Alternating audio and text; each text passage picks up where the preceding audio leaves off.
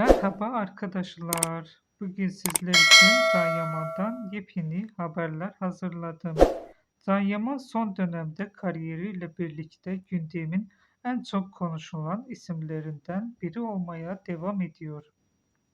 Çünkü 2026 yılının onun için oldukça hareketli başladı. İtalya'da büyük bir prestije sahip olan Sanremo Müzik Festivali'nin açılış gecesinde sahneye çıkarak sunuculuk yapması uluslararası alandaki gücünü bir kez daha ortaya koydu.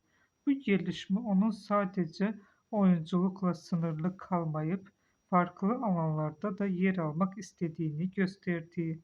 Aynı zamanda yeni projeler için Avrupa'da aktif şekilde çalıştığı ve özellikle İspanya'da bir film setinde görüntülendiği haberler de dikkat çekti.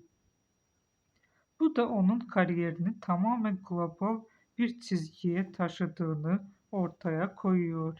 Ancak yılın başında yaşayan bir olay magazin dünyasında büyük bir yankı uyandırdı.